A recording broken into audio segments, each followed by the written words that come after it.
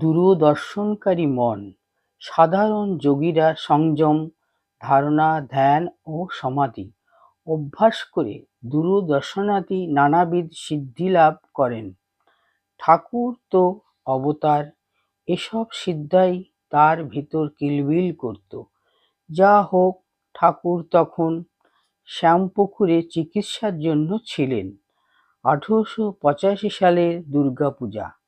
সন্ধি পূজার সময় ঠাকুর প্রায় অর্ধঘণ্টা সমাহিত থাকেন।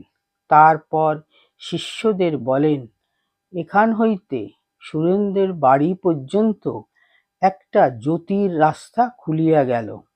দেখিলাম তাহার ভক্তিতে প্রতিমার মার আবেশ হইয়াছে। তৃতীয় নয়ন দিয়া জ্যোতির রশ্মি নির্গত হইতেছে।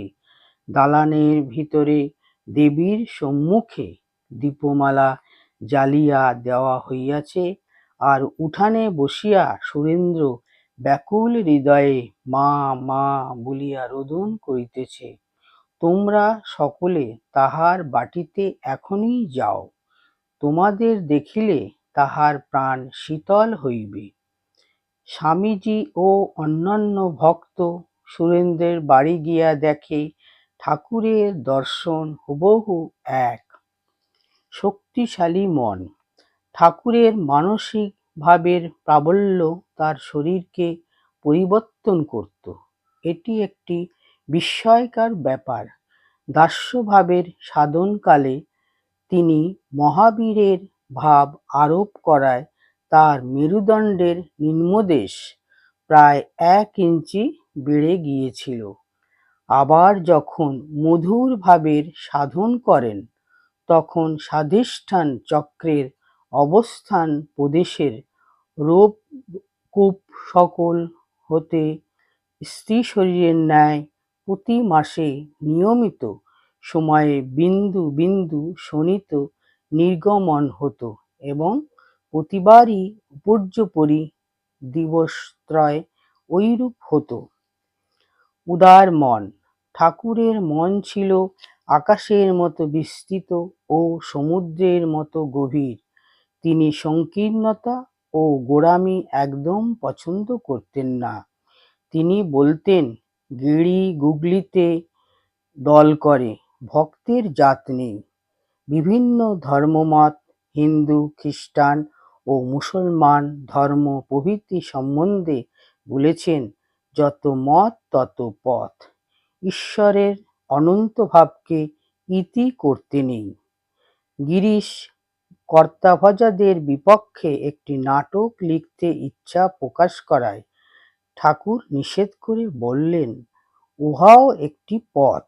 স্বামীজি বলেছেন, সংকীর্ণ সমাজে ধর্মের গভীরতা ও প্রবলতা থাকে, ক্ষীণ বপু জলধারা সমধিক বেগশালিনী।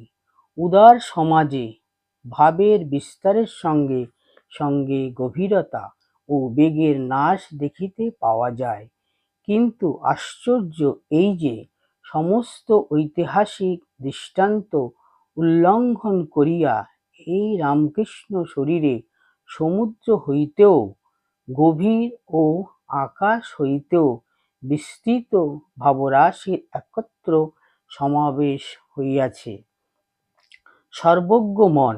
বেদান্ত শাস্ত্রে এক বিজ্ঞানে সর্ববিজ্ঞানের কথা আছে।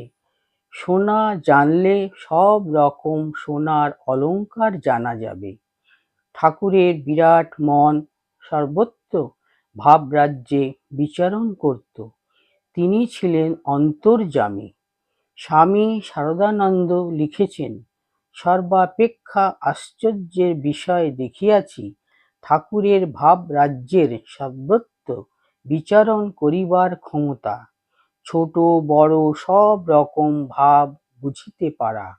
বালক, যুবা, বৃদ্ধ সকলের মনোভাব, বিষয়ী, সাধু, জ্ঞানী, ভক্ত, স্ত্রী, পুরুষ সকলের হৃদয়গত ভাব ধরিয়া কে কোন পথে কতদূর ধর্মরাজ্যে অগ্রসর হইয়াছে, পূর্ব সংস্কার অনুযায়ী ওই পথ দিয়া অগ্রসর হইতে তাহার কিরূপ সাধনেরই বা বর্তমানে প্রয়োজন, সকল কথা বুঝিতে পারা ও তাহাদের প্রত্যেকের অবস্থান অনুযায়ী ঠিক ঠিক ব্যবস্থা করা।